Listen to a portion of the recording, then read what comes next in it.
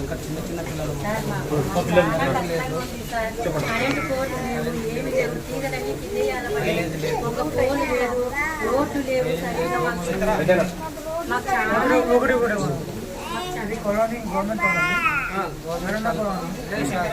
Indiramma colony దాదాపు 5 సంవత్సరాల క్రితం ఇంటి పట్టాలు మంజూరు చేశారు.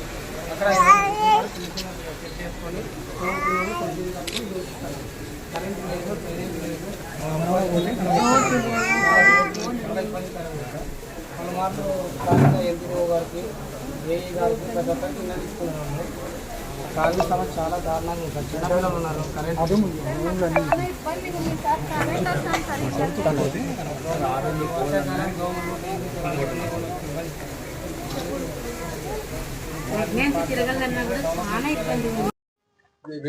ఈరోజు అనంతపూర్ జిల్లా కలెక్టర్ ఆఫీస్ నందుకు పలు సమస్యలపైన భారతీయ భీమసేన ఆధ్వర్యంలో జిల్లా జాయింట్ కలెక్టర్ గారికి వినతి పత్రాలు ఇవ్వడం జరిగింది. ఈ భాగంలో ఈ కార్యక్రమ భాగంలో ముఖ్యంగా నార్పల మండలం ఇందిరమ్మ కాలనీ విషయం పైన అక్కడ చాలా మౌలిక సదుపాయాలు లేక ప్రజలు చాలా ఇబ్బందికరంగా పడుతున్నారు.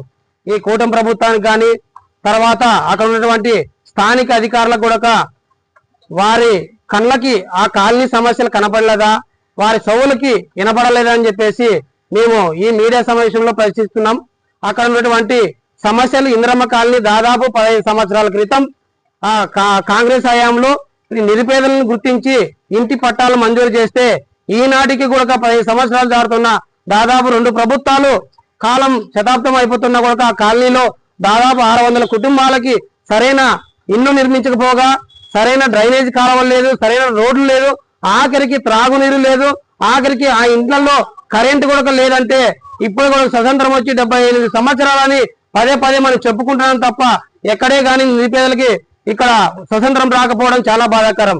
ఈ ఎస్సీ కాన్స్టిట్యూషన్ లో ముఖ్యంగా నిరుపేదలు ఎస్సీ, ఎస్టీ, బీసీ, వెనుకబడిన ఓసీలు అన్ని కుటుంబాలు దాదాపు 500 కుటుంబాలు నివసిస్తుంటే ఇలాంటి చిన్న పిల్లలు డెంగ్యూ జ్వరం వచ్చి ఈ పిల్లలకి ఏదైనా జరగడం జరిగితే ఈ రెస్పాన్సిబిలిటీ ఈ కూటమి ప్రభుత్వం అవుతుంది. తర్వాత స్థానికంగా ఉన్నటువంటి అధికారులే దీనికి కారణమవుతారని